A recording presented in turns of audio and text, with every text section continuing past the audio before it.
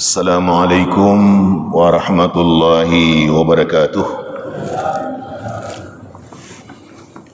Alhamdulillahilladzi nahmaduhu wa nasta'inuhu wa nastaghfiruh wa na'udzu billahi min syururi anfusina wa min sayyiati a'malina. May yahdihillahu fala mudilla lahu wa may yudlil fala hadiyalah. Asyhadu an la ilaha illallah wahdahu la syarika lah wa asyhadu anna Muhammadan abduhu wa rasuluh la nabiyya ba'dah. Ibu, bapak, para jamaah yang saya muliakan, syukur alhamdulillah kita panjatkan kepada Allah Subhanahu wa taala sampai di subuh hari ini kita masih diberi sehat oleh Allah, masih diberi kekuatan dan kesempatan sehingga kita dapat melaksanakan sholat subuh berjamaah, kemudian kita ngaji, meningkatkan pemahaman dan pengertian kita tentang agama agar kita lebih baik lagi sebagai seorang yang beriman kepada Allah.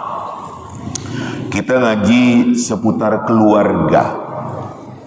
Ya, berikut dengan permasalahan yang terkait dengan masalah keluarga.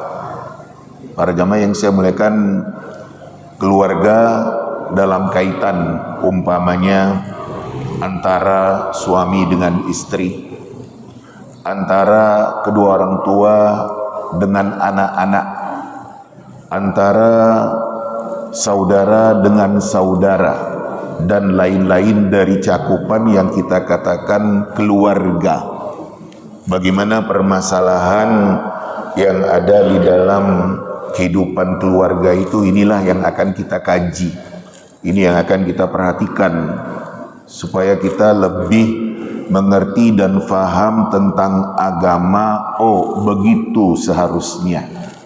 Sebab banyak di antara kita yang masih belum tahu bagaimana seharusnya.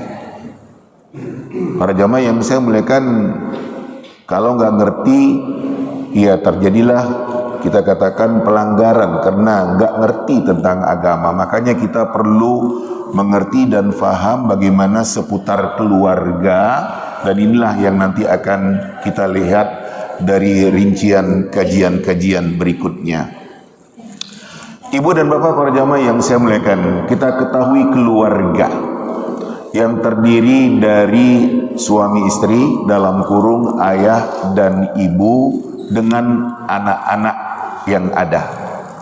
Kalaupun ada bersama dengan keluarga itu, ya orang tua umpamanya dari ayah, dari ibu, dalam kurung orang tua dari suami, orang tua dari istri, atau barangkali ada saudara, atau barangkali ada keponakan, itu adalah yang mengikuti turutan.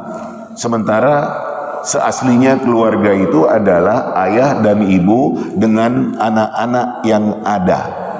Itu keluarga.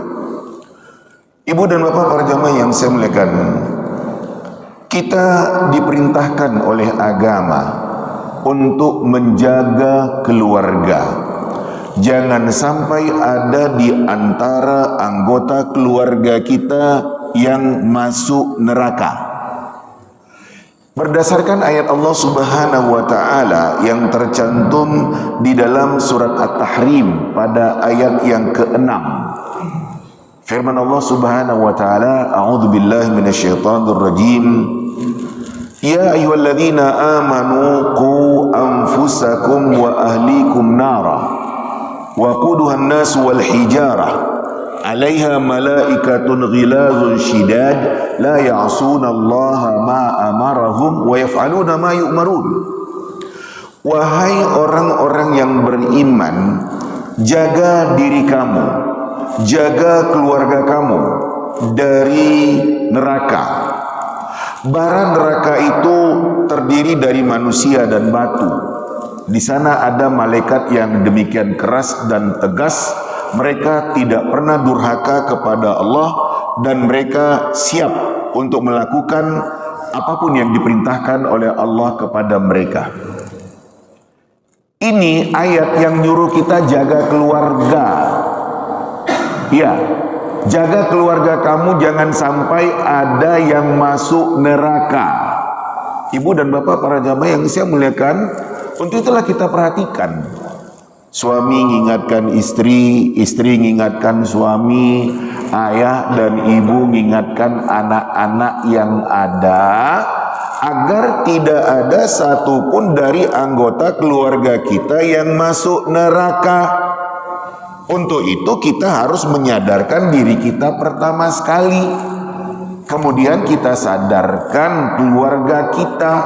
Penanggung jawab keluarga, kita katakan suami atau ayah, bertanggung jawab. Bertanggung jawab untuk bagaimana menyelamatkan keluarga yang ada. Jangan sampai ada di antara anggota keluarga yang masuk neraka. Berat di neraka itu semuanya siksa. Bara neraka itu terdiri dari manusia dan batu.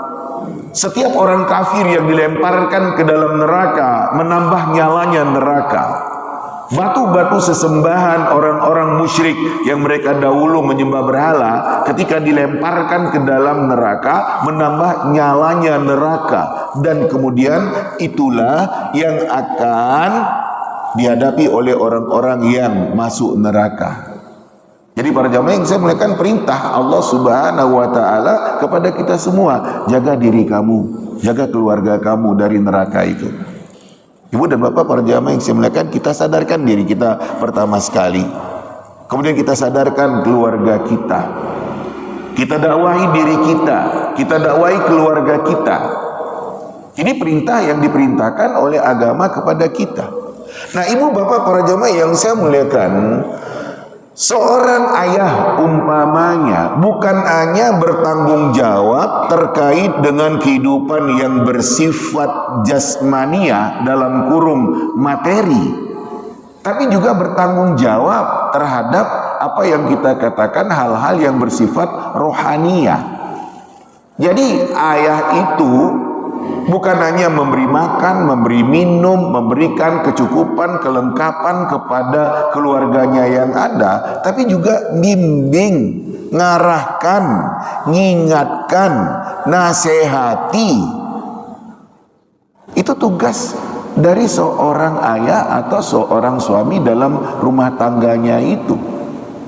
Nah, ibu bapak para jamaah yang saya muliakan, kita perhatikan, terlihat bagaimana pendidikan yang ditetapkan oleh Islam terkait dengan kehidupan beragama. Hadis Nabi sallallahu alaihi wasallam menyebutkan, muru auladakum bis-shalah wa hum abna'us sab'in wadribuhum li'ashar wa farriqu bainahuma fil madaji'. Suruh anak kamu melakukan sholat ketika dia itu sudah berumur 7 tahun. Pukul anak kamu itu dengan pukulan yang mendidik kalau dia itu tidak sholat, melalaikan sholat ketika berumur 10 tahun. Dan pisahkan antara anak laki dan perempuan dari tempat tidurnya ketika sudah berumur 10 tahun. Ini pendidikan agama. Anak yang ada di dalam rumah tangga kita ketika telah berumur 7 tahun harus mengerti tentang sholat, dengan bacaan sholat, dengan gerakan sholat, dan dia sudah melakukan sholat itu. Ini perintah agama. Para jamaah yang saya muliakan, kemudian kata Nabi, pukul anak kamu kalau dia nggak sholat ketika berumur 10 tahun. Kan umur 10 tahun itu kan anak lagi asik main. Iya, kalau sekarang dengan HP yang ada di tangannya, yang dibolehkan oleh orang tuanya, dengan game yang ada. Kalau dulu main di luar sana, umur 10 tahun dalam kurung sekitar kelas 4 SD, lagi asyik main, ternyata gak sholat. Adakah seorang ayah mengingatkan anaknya, hei Le, sudah sholat gak kamu? Pukul pantatnya, sholat dulu, main aja. Adakah orang tua seperti itu terhadap anaknya ketika anak sudah berumur 10 tahun? Ini pendidikan agama, pendisiplinan, penegasan. Ibu dan bapak para jamaah yang saya muliakan, sekarang banyak orang tua yang abai terhadap pendidikan keagamaan anaknya. Mau sholat, gak sholat, ya dibiarkan saja. Padahal agama nyuruh, pukul anak kamu kalau dia nggak sholat ketika berumur 10 tahun. Dan pisahkan antara anak laki dengan anak perempuan dari tempat tidurnya. Jangan satu kamar lagi atau jangan satu tempat tidur lagi ketika sudah berumur 10 tahun. Ketika anak sudah berumur 10 tahun itu dia sudah tahu dengan lawan jenisnya. Pendidikan awal di dalam Islam mengingatkan kita semua terkait dengan anak-anak yang ada di dalam rumah tangga kita. Ibu dan bapak para jamaah yang saya muliakan, ini harus berkelanjutan. Bukan hanya ketika usia kanak-kanak dalam kurung SD, tapi berlanjut ya sampai kepada usia SMP, usia SMA, sampai kepada perguruan tinggi mahasiswa, bahkan sampai kepada ketika anak kita sudah berumah tangga, jadi suami, jadi istri, jadi ayah, jadi ibu bagi anak-anaknya, berlanjut. Tidak boleh terputus. Tidak boleh terputus. Ibu dan bapak para jamaah yang saya muliakan, kita sorot ke dalam rumah tangga kita. Ibu dan bapak sholat subuh ke masjid berjamaah. Ada anak di rumah SMA atau mahasiswa, dibangunkan nggak? Subuh bangun. Atau dibiarkan saja tidur. Lah kan? Di situ kan kelihatan. Apalagi kalau umpamanya anak kita ya berhasil kita bawa ke masjid berjamaah. Wah, ini dia. Anak saya remaja SMA mahasiswa subuh bangun dan jamaah ke masjid. Saya ajak, mau, alhamdulillah. Tapi kalau anak itu dibiarkan saja tidur, bapaknya taat beribadah, ibunya taat beribadah, saya simpulkan berarti ibu dan bapak mau masuk surga sendiri. Anak dibiarkan, buktinya anak dibiarkan tidur. Apapun alasannya gak bisa dibenarkan. Subuh harus bangun, bersujud kepada Allah Subhanahu wa Ta'ala. Ini kalau kita ingin anak-anak kita beragama berikutnya, apalagi setelah kita meninggalkan dunia yang fana ini, kembali kepada Allah Subhanahu wa Ta'ala. Anak-anak kita menjadi anak yang salih, yang salihah, itu kan menjadi harapan kita semua. Tapi bagaimana pendidikan, bagaimana pengarahan, bagaimana penegasan terhadap anak-anak kita yang ada itu? Ibu dan bapak, saya katakan berlanjut. SD, SMP, SMA, perguruan tinggi, mahasiswa, berumah tangga, jadi suami, jadi istri, jadi ayah, jadi ibu, berlanjut. Mari perhatikan Nabi Sallallahu Alaihi Wasallam. Nabi Sallallahu Alaihi Wasallam mengingatkan putrinya Fatimah sebelum berumah tangga dan juga setelah berumah tangga. Nabi katakan kepada putrinya Fatimah, ya Fatimah binta Muhammad, salini bin mali ma syi'ti, la ughni anki minallahi syai'ah. Fatimah, wahai putri Muhammad, silakan kau minta kepadaku dari hartaku yang ada, apa saja ya kau kehendaki. Tapi saya nggak bisa tolong kamu nanti di hari kiamat di hadapan Allah Subhanahu wa Ta'ala. Hadis riwayat Bukhari. Nabi bilang seperti itu kepada putrinya. Iya, silakan kamu minta dari ayah, dari harta ayah yang ada. Ya silakan, apa mau kamu? Ya tapi saya nggak bisa tolong kamu nanti di hadapan Allah Subhanahu wa Ta'ala. Artinya kalau kamu nggak beriman, kalau kamu tidak taat beribadah, tidak beramal, saya nggak bisa tolong. Para jamaah saya muliakan, Yang akan menolong seseorang di hari kiamat nanti adalah amal ibadahnya. Anak Rasul sekalipun, kalau anak Rasul itu tidak beriman, dalam kurung kafir, masuk neraka. Anak Nabi Nuh kafir kepada bapaknya yang Rasul Allah. Dari 4 anak Nabi Nuh yang laki-laki, Sam, Ham, Yafith, dan Kan'an, 3 beriman, 1 Kan'an kafir, ditenggelamkan oleh Allah Subhanahu wa Ta'ala, masuk neraka. Antara suami istri Nabi Nuh kafir, masuk neraka. Istri Nabi Lut kafir, masuk neraka. Padahal suaminya Rasul Allah.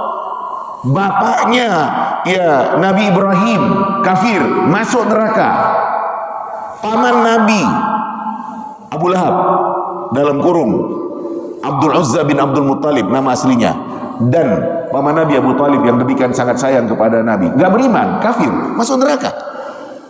Ya kan, itu dia.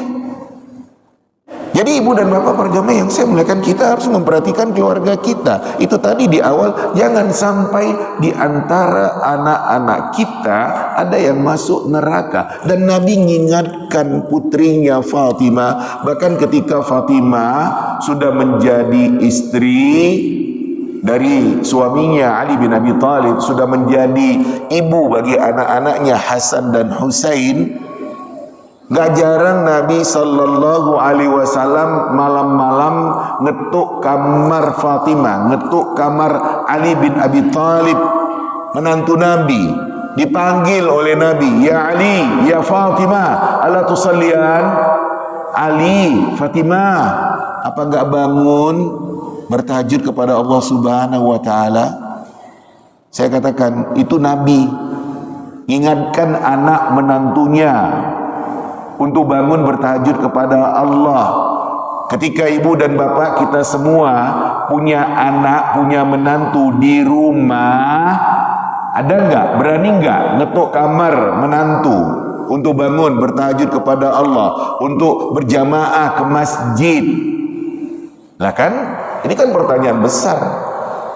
Iya, kita ingin keluarga kita menjadi keluarga yang beriman, keluarga yang saleh, yang salihah, taat beribadah, suka beramal, ujung-ujungnya masuk surga semuanya.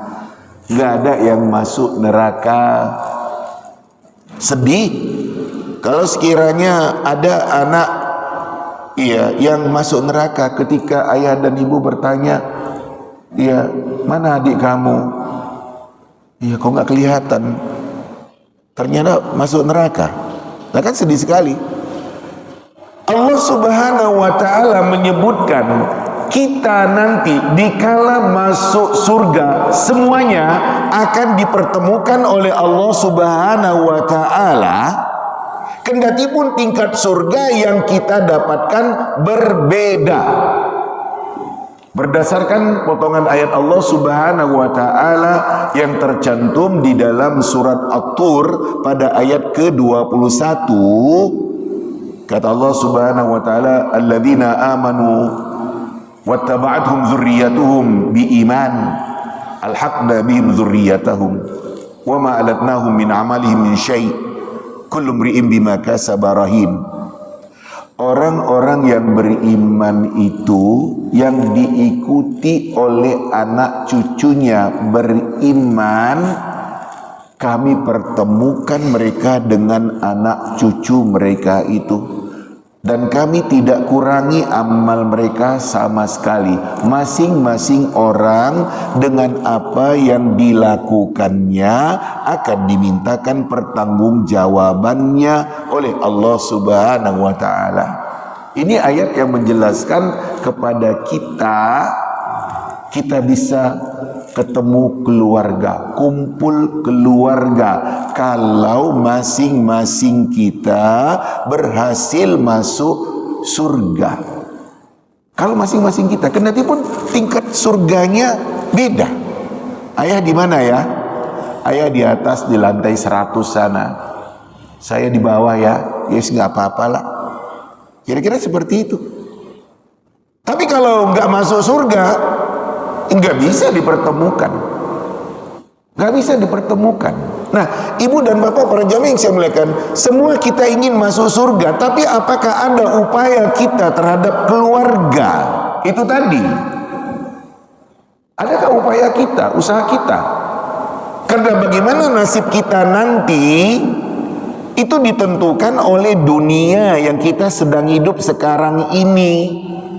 Taat beribadah, suka beramal, demikian baik di dalam kehidupan, meninggal dunia, ujungnya surga. Ya seperti itu. Jadi bagaimana nasib kita nanti ditentukan oleh dunia kita sekarang ini. Makanya kita dapatkan peringatan-peringatan Allah Subhanahu wa Ta'ala di dalam Al-Quran, demikian juga peringatan-peringatan Nabi sallallahu alaihi wasallam di dalam hadis-hadisnya, bagaimana kita dituntut untuk mengingatkan keluarga. Untuk mengingatkan keluarga. Ibu dan bapak para jamaah yang saya muliakan, ketika di dunia sekarang ini kita kan disuruh untuk saling ingat mengingatkan. Suami mengingatkan istri, istri ya mengingatkan suami, ayah ibu mengingatkan anak-anak. Kan kita disuruh. Iya, di dunia sekarang ini kita disuruh ingat mengingatkan. Hei istri, hei ibu, jangan biarkan suami kamu itu melalaikan sholat umpamanya. Atau hei suami, hei ayah, jangan kamu biarkan istri kamu itu melalaikan ibadahnya. Hei ayah, hei ibu, ingatkan anak-anak dengan ibadahnya. Disuruh oleh agama. Nah, ibu bapak para jamaah yang saya muliakan, ketika kita hidup di dunia sekarang ada kesempatan untuk kita saling ingat mengingatkan, untuk saling menasehati. Berbahagialah rumah tangga, suami dan istri, satu hati, satu pikiran, satu visi, satu misi di dalam kehidupan ini. Berikut anak-anak juga meniru orang tuanya yang salih, yang salihah, yang taat beribadah, yang suka beramal. Adakah kita, contoh soal antara suami dan istri, sudah satu hati, sudah satu pemikiran, satu visi, satu tujuan, masing-masing sudah sadar? Kan? Kalau sudah sadar kan enak, betul-betul enak, karena kedua-duanya sudah sadar beragama. Kesempatan kita hidup di dunia sekarang ini adalah untuk kita isi dengan ibadah, dengan amal, sebab di suatu saat kita nanti akan meninggal dunia. Gak ada yang kita bawa kecuali amal ibadah, kecuali ketaatan dan kesalihan kepada Allah Subhanahu wa Ta'ala. Apa yang kita katakan keberhasilan kita di dunia sekarang ini, ujungnya kan kita tinggalkan. Lihatlah itu jenazah yang dikubur itu, kan gak ada yang dibawanya. Bahagialah dia kalau dia waktu hidup di dunia orang taat beribadah, orang suka beramal, orang baik. Tapi sebaliknya, kalau dia kita katakan kaya, berhasil, ibadahnya berantakan, amalnya minim, ya kan kasihan. Nah, ibu dan bapak para jamaah yang saya muliakan, di dunia kita bisa saling ingat mengingatkan, yang ujungnya nanti akan berhasil mendapatkan surga. Dalam suasana mahsyar, dalam periode, dalam proses hari kiamat, dengan semua yang ada, itu urus diri sendiri-sendiri. Urus diri sendiri-sendiri. Berdasarkan potongan ayat, fa idza ja'atis sakhah yauma yafirul mar'u min akhihi wa ummihi wa abihi wa sahibatihi wa bani likulli imri'in minhum yauma idzin sya'nu yughni. Dikala terjadi hari kiamat itu, larilah seseorang, menghindarlah seseorang dari saudaranya, dari ibunya, dari bapaknya, dari istrinya, dari anak-anaknya. Masing-masing orang ada urusan yang harus diselesaikannya, yang harus dipentingkannya. Ibu dan bapak yang saya muliakan, Ini ayat yang menjelaskan kepada kita. Pada waktu suasana mahsyar, nggak ngurus orang, ngurus diri sendiri. Itu tadi. Larilah seseorang dari saudara, menjauh dari saudara, dari ibu, dari bapak, dari istri, dari anak-anak. Masing-masing orang ada urusan yang harus diselesaikannya. Tahukah saya, dia bapak saya, dia ibu saya, dia istri saya, dia suami saya, dia anak-anak saya, tahu tapi gak urus. Wala yas'alu hamimun hamima yubassarunahum. Seorang teman akrab tidak akan tanya teman akrabnya yang lain. Mereka saling diperlihatkan oleh Allah Subhanahu wa ta'ala. Nah, ini suasana hari kiamat. Gak bisa minta tolong ya. Iya, tolong saya ya, kan waktu di dunia orang taat beribadah. Bayangkan manusia sebanyak itu, baru kelihatan ayahnya udah hilang entah kemana. Lah kan gak bisa. Tidak bisa minta tolong, tak bisa minta ya macam-macam, gak bisa. Urus diri sendiri. Lah, informasi ayat, informasi hadis Nabi Sallallahu Alaihi Wasallam sudah selengkapnya ada. Ini ayatnya yang menyebutkan, ini hadis Nabi Sallallahu Alaihi Wasallam yang menyebutkan. Nah, ibu dan bapak para jamaah yang saya muliakan, kalau kita di dunia ini tidak saling mengingatkan, tidak saling menasihati, kan nanti akan ya merugikan diri kita sendiri, ya sedih. Iya, sedih. Kemana anak saya kok nggak kelihatan? Ya semuanya kumpul di dalam surga karena memang dijanjikan oleh Allah Subhanahu wa taala. Mana adik kamu? Kok gak kelihatan? Ternyata masuk neraka. Waliyadzubillah. Kita berlindung kepada Allah Subhanahu wa ta'ala. Makanya kita bentengi keluarga kita dari yang namanya neraka itu. Kita hidup di dunia ini hendaknya hidup beragama, hidup dengan kesadaran ketuhanan, ibadah gak akan kita lalaikan. Iya, demikian juga amal kebaikan-kebaikan ya kita lakukan karena kita berharap untuk mendapatkan surga Allah Subhanahu wa ta'ala. Jalan untuk mendapatkan surga itu adalah beriman, beribadah, beramal. Gak mungkin dapat surga kamu malas beribadah, kamu gak beramal, gak mungkin. Kalau memang ingin mendapatkan surga, beribadahlah, beramallah, ikhlaskan amal ibadah itu karena Allah Subhanahu wa ta'ala. Nah, ibu-ibu, bapak-bapak, para jamaah yang saya muliakan, bahagia kita kalau kita ini ya berhasil masuk surga. Itu tadi saya katakan, lengkap semuanya. Ada anak saya di dalam surga, kendati pun tingkat surganya beda-beda. Ya nggak apa-apa. Iya. Inilah keberhasilan yang harus kita capai. Ibu dan bapak para jamaah yang saya muliakan, jangan terkesima dengan dunia yang ada. Saya selalu contohkan, seorang ayah, seorang ibu bangga anaknya berhasil di Jakarta sana. Anak saya alhamdulillah berhasil. Dia sudah punya rumah, punya mobil, kehidupannya mapan. Tapi ternyata anaknya nggak sholat karena sibuk dengan pekerjaan. Lah kan berbahaya yang seperti itu.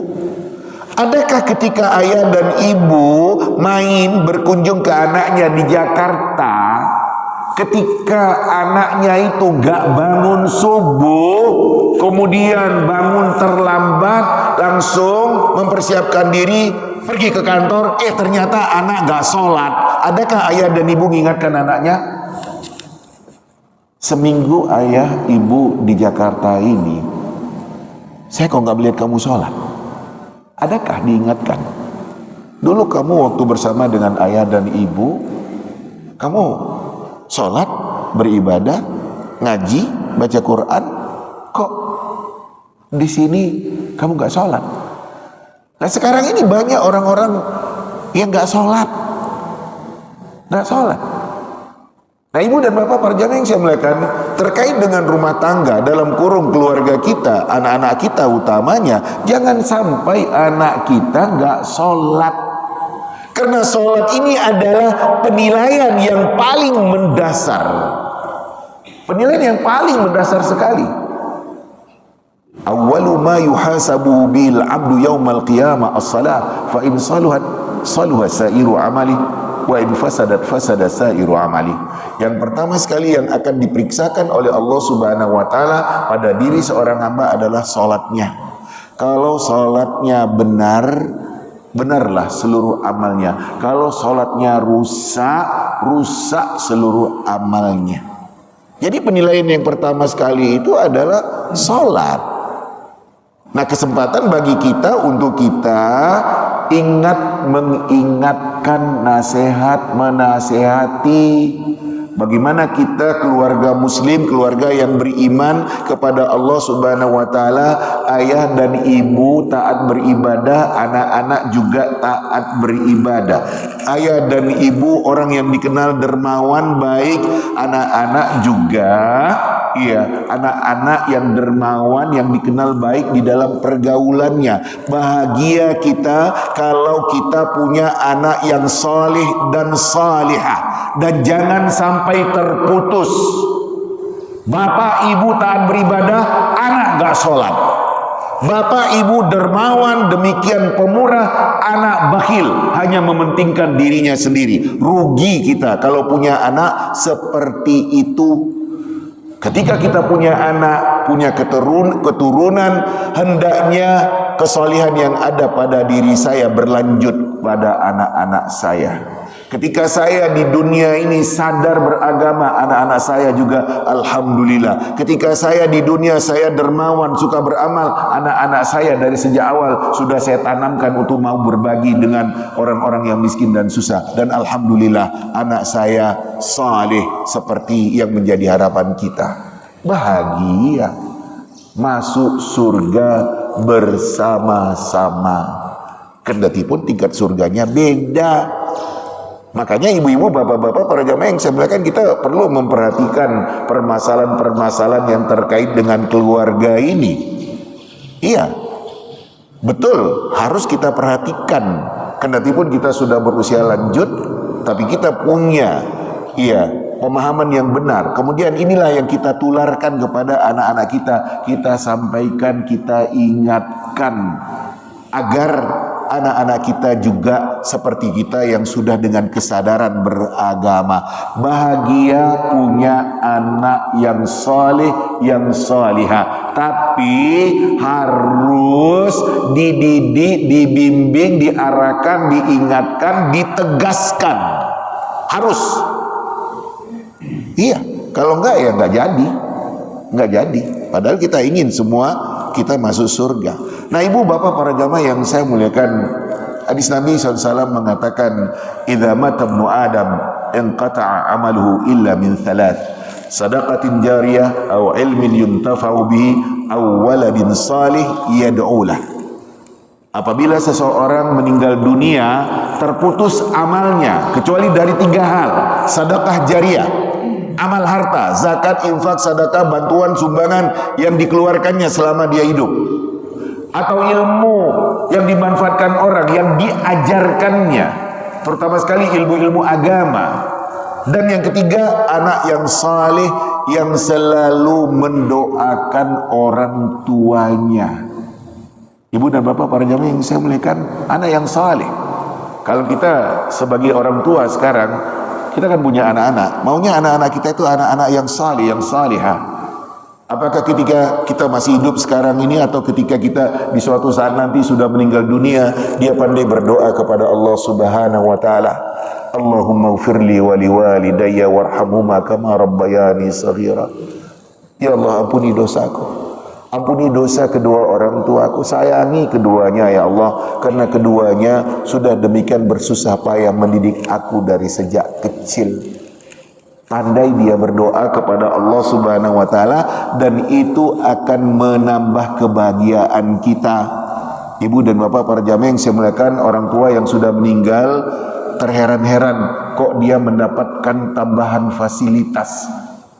Dia bertanya, dari mana saya kok mendapatkan tambahan fasilitas seperti ini? Kata malaikat kepadanya, doa anak kamu untuk kamu. Kebaikan yang diniatkan oleh anak kamu untuk kamu. Karena kamu waktu di dunia dahulu taat beribadah, suka beramal. Nih, ya anak kamu mendoakan kamu. Anak kamu meniatkan kebaikan untuk kamu. Bapak yang ada, ibu yang ada waktu di hidupnya di dunia, dia suka beramal. Iya, dilanjutkan oleh anak-anaknya. Iya. Bahagia orang tua itu dengan kebaikan yang dilanjutkan oleh anaknya. Selalu saya contohkan, bapak ibu itu ketika masih hidup menjadi donatur bagi suatu panti asuhan, meninggal, kata anaknya, Pak, Bu, pengurus panti, ambil melalui saya niatkan untuk ibu saya, untuk bapak saya yang sudah meninggal, sampai. Dan lain-lain dari bentuk-bentuk kebaikan. Nah, ibu-ibu, bapak-bapak, para jamaah yang dimuliakan, inilah mengawali ngaji tentang keluarga. Mari kita berkomitmen menyelamatkan keluarga. Jangan sampai ada di antara anak-anak kita yang masuk neraka. Dan untuk itu kita ingatkan, kita nasihati, dan kita tegaskan, karena kita ingin semua kita masuk surga. Ibu dan bapak para jamaah yang saya muliakan, ini pengantar dari ngaji kita, karena nanti banyak masalah-masalah seputar keluarga yang akan kita bicarakan. Makanya saya awali dulu, ayolah berkomitmen semua kita selamatkan keluarga. Jangan sampai ada di antara anak-anak kita masuk neraka. Tapi hendaknya semua kita dalam kurung anggota keluarga yang ada berhasil mendapatkan syurga. Demikian poin penjelasan yang saya sampaikan mengawali kajian kita di pagi hari ini. Penjelasannya seperti demikian. Selanjutnya, kesempatan yang ada, mari kita bincang-bincang. Mungkin ada yang menjadi pertanyaan bagi ibu dan bapak seputar keluarga. Monggo, Pak. Assalamualaikum warahmatullahi wabarakatuh. Waalaikumsalam. Ustaz, saya seorang ayah. Yap. Memiliki beberapa anak. Yap. Sampai kapan kewajiban seorang ayah selalu mengingatkan anaknya, atau sampai dia berumah tangga, atau sampai tua, atau sampai dia mati? Kewajiban seorang ayah atau seorang orang tua untuk mengingatkan anaknya untuk beribadah itu sampai kapan? Demikian, terima kasih. Para jemaah yang saya muliakan, tadi saya kutipkan, iya, Nabi terhadap Fatimah, putrinya. Apakah Fatimah ketika masih gadis belum berumah tangga? Demikian juga ketika Fatimah sudah menjadi istri bagi suaminya Ali bin Abi Thalib. Iya, tetap diingatkan oleh Nabi. Itu tadi saya kutipkan hadis Nabi. Nabi bilang kepada Fatimah, Fatimah, silakan kau minta dari hartaku yang ada, bisa saya beri. Tapi surga itu milik Allah. Saya nggak bisa tolong kamu nanti. Artinya kalau kamu nggak beribadah, nggak beramal, nggak bisa. Diingatkan oleh Nabi. Dan itu tadi satu yang saya sebutkan. Malam-malam kamar Ali, kamar Fatimah diketuk oleh Nabi SAW. Bangunkan bertajud, Ali, Fatimah, apa nggak bangun? Jadi kendati pun anak kita sudah menjadi istri, jadi ibu, jadi suami, jadi ayah, tetap harus kita ingatkan. Bagaimana kamu setelah kamu jadi istri, atau setelah kamu jadi ya suami, atau setelah kamu jadi ibu, jadi ayah sekarang ini? Dulu kan waktu kamu bersama dengan ayah kan kamu orang taat beribadah, ngaji, baca Quran. Sekarang bagaimana? Nah itu tadi harus tetap mengingatkan, tidak boleh putus. Tidak ada mantan anak saya itu.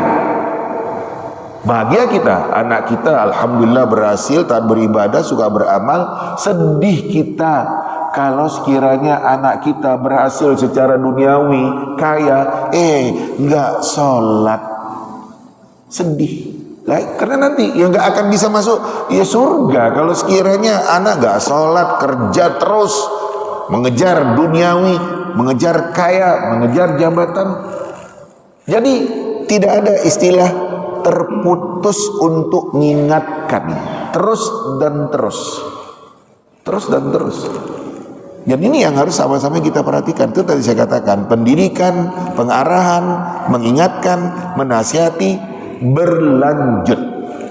Dari sejak kanak-kanak, remaja, dewasa, tua, sampai berumah tangga. Harus tetap kita ingatkan, sebab kita ingin semua kita masuk surga dan tidak ada yang masuk neraka. Ini harus kita garis bawahi dari sejak awal. Demikian pertanyaan yang dipertanyakan. Lanjut pertanyaan berikut. Moga Pak. Waalaikumsalam warahmatullahi wabarakatuh. Yap. Saya berharap dan bersyukur mampu besan anak saya tidak ada yang merokok. Yap. Tapi yang saya tanyakan di sini, saya sholat sama anak saya kadang-kadang ada perbedaan. Yap. Contohnya anak saya menggunakan tanpa kunut, saya pakai kunut seperti itu dan lain-lainnya. Terima kasih. Wassalamualaikum warahmatullahi wabarakatuh. Waalaikumsalam warahmatullahi wabarakatuh. Persoalan-persoalan yang sifatnya sepele jangan menjadi titik pisah antara kita, baik di tengah keluarga, ya demikian juga di antara kita sesama kaum muslimin. Itu persoalan sepele itu. Kunut atau tidak kunut, pakai bismillah dijaharkan atau dipelankan, berdoa sesudah sholat bersama-sama atau sendiri-sendiri, nggak jadi masalah. Karena memang itu ada beda pendapat di antara para ulama, nggak jadi masalah. Jadi jangan itu dijadikan titik pisah. Makanya kita yang ngaji untuk kita bisa mengerti. Oh gitu masalahnya. Kita ambil contoh kunut subuh. 4 imam mazhab yang ada, hanya Imam Syafi'i yang mengatakan kunut subuh. Imam yang lain Ahmad, Malik, Abu Hanifah mengatakan enggak. Kan seperti itu permasalahannya. Mazhab Syafi'i, dimanapun mazhab Syafi'i, yang orang-orang bermazhab Syafi'i akan kunut subuh. Ya kan seperti itu. Tapi ketika ya di daerah, di negara yang bukan bermazhab Syafi'i, nggak kunut. Di Indonesia rata-rata bermazhab Syafi'i, ya kan? Maka kunutlah. Di Saudi, di Masjidil Haram, Masjid Nabawi nggak ada kunut. Apa nggak sah sholat saya kalau saya nggak kunut? Nah kan gitu. Enggak. Jadi beda-beda pendapat itu, ini suatu hal yang wajar, yang mesti. Makanya kita ini mengerti, oh gitu permasalahannya. Ibu dan bapak para jamaah yang saya muliakan, kita ini ketika kita ngaji akan melihat ada beda-beda pendapat terkait dengan masalah-masalah yang ada di dalam agama ini. Ada beda pendapat. Jadi para jamaah sebenarnya nggak apa-apa. Ya, saya contohkan. Saya ya di suatu saat saya ke teman saya di Kuala Lumpur di Malaysia sana. Saya ya sholat subuh di masjid di Kuala Lumpur sana. Di sana itu mazhab Syafi'inya ketat sekali. Artinya memang rata-rata bermazhab Syafi'i. Kunut subuh, ya saya ikut kunut ketika imam mengatakan Allahumma hdina fiman hadait wa afina fiman afait wa tawallana fiman tawallait wa barik lana fima atait wa qina syarra ma qadait fa innaka taqdi wa la yuqda alaik wa la yadhillu man walait wa la ya'izzu man adait tabarak rabbana wa ta'ala. Saya ikut angkat tangan, saya aminkan. Lah begitu memang duduk masalahnya. Kamu sholat di masjid yang kunut, kunut kamu. Kamu sholat di masjid yang gak kunut, gak usah kunut kamu. Sholat di Masjidil Haram, di Masjid Nabawi, gak kunut di sana sholat subuhnya. Jangan paksakan untuk kunut. Ikut imam. Begitu. Mengertinya akan permasalahan agama membuat kita lapang, bersifat toleransi.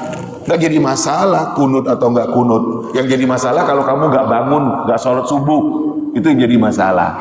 Makanya kita beri ilmu. Nah dengan kita beri ilmu, kita lapang. Itulah gambaran tentang kunut. Saya simpulkan tadi. Kamu jamaah, imam kunut, kunut kamu. Angkat tangan kamu, aminkan doa kunut imam. Kamu sholat imam tidak kunut, jangan kunut kamu. Ikut imam. Seperti ketika kita pergi haji, pergi umrah di Masjidil Haram, di Masjid Nabawi, di sana tidak kunut. Maka ya nggak kunut saya, karena saya udah ngerti permasalahannya. Nggak ngotot saya harus kunut, padahal imamnya nggak kunut. Nah kan gitu. Mengertilah. Makanya kita ini bisa paham agama kalau kita selalu ngaji. Bertanyalah kalau nggak tahu. Nah, sehingga dengan demikian kita lapang di dalam beragama, karena memang ada beda-beda pendapat terkait dengan masalah agama yang ada. Demikian jawaban saya terhadap pertanyaan yang ingin disampaikan. Lanjut, Bapak, saya dengar. Kita tadi menjelaskan anak dan perempuan bisa mengutamakan. Yep. Bagaimana kalau dua anak perempuan atau dua anak laki-laki? Ya. Bisa apa bebas? Jawabnya kan sudah jelas. Kan anak laki-laki dengan anak perempuan yang disuruh pisah. Anak laki sama laki nggak apa-apa satu kamar. Anak perempuan sama anak perempuan nggak apa-apa satu kamar, nggak apa-apa satu tempat tidur. Iya, kan itu.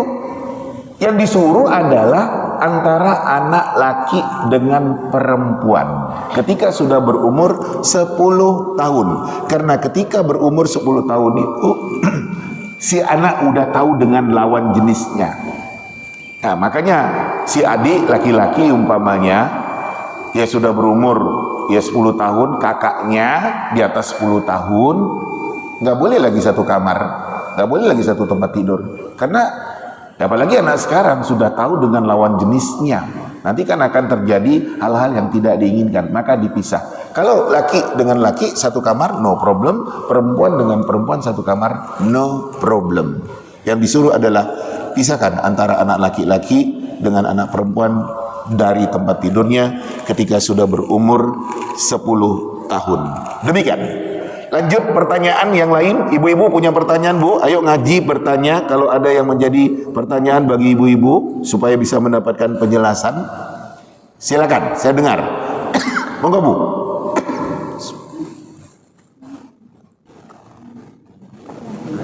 Ya, monggo, Pak. Tadi di pembahasan awal kita harus mengajak keluarga kita Ya. supaya harus sama-sama di surga. Yep. Saya pernah mendengar hadis bahwa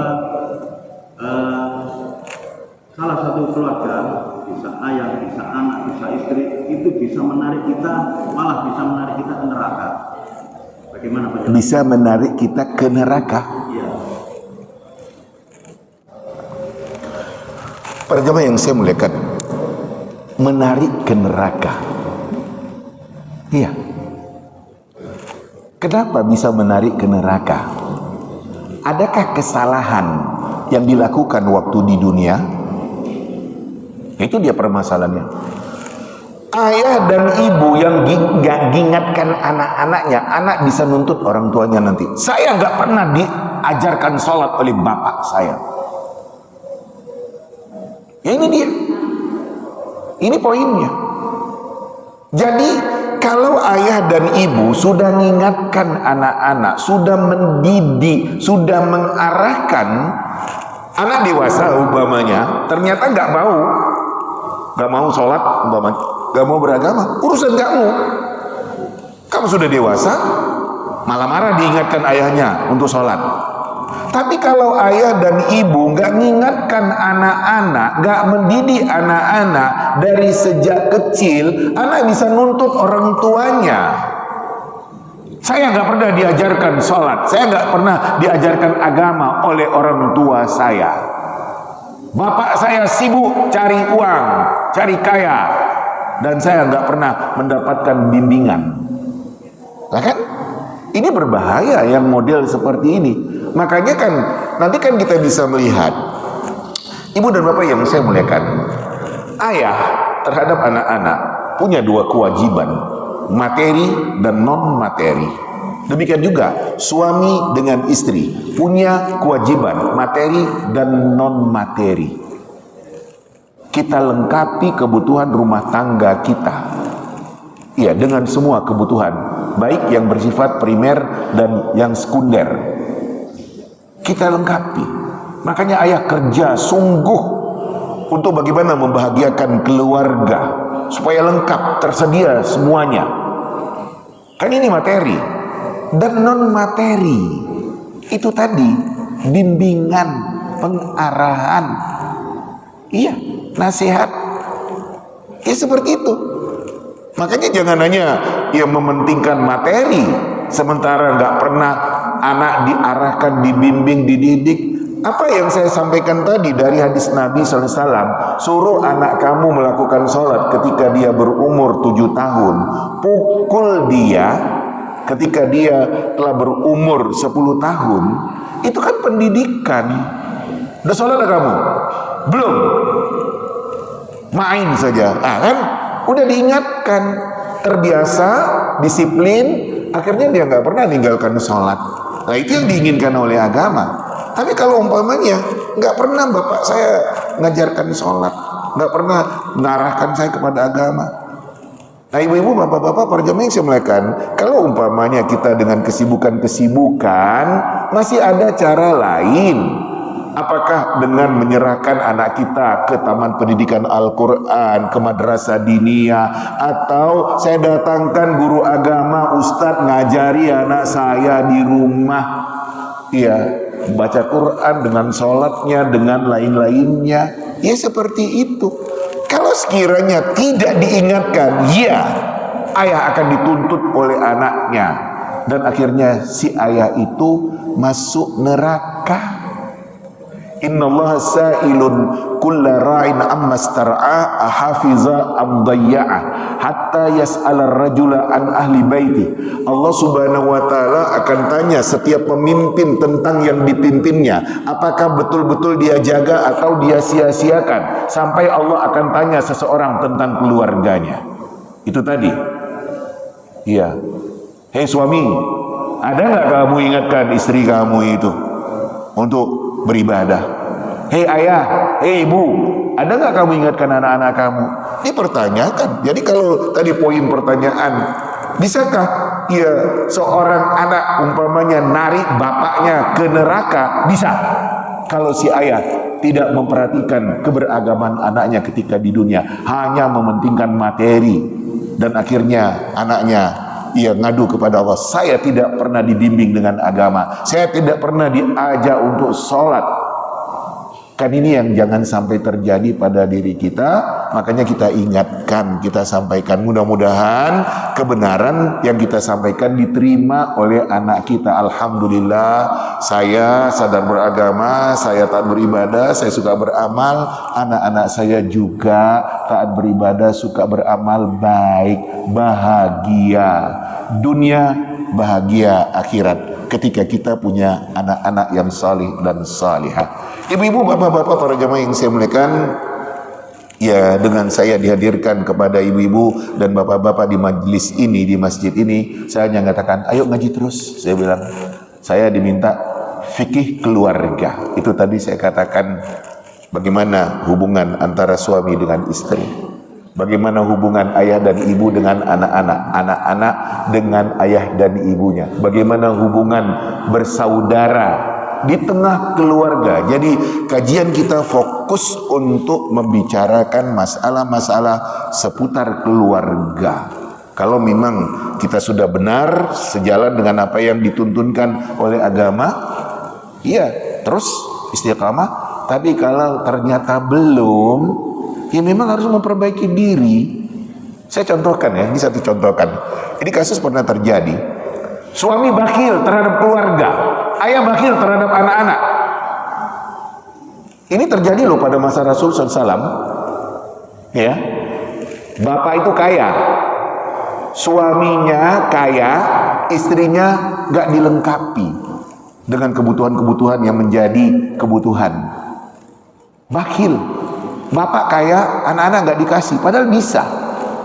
Terjadi pada masa Rasul SAW.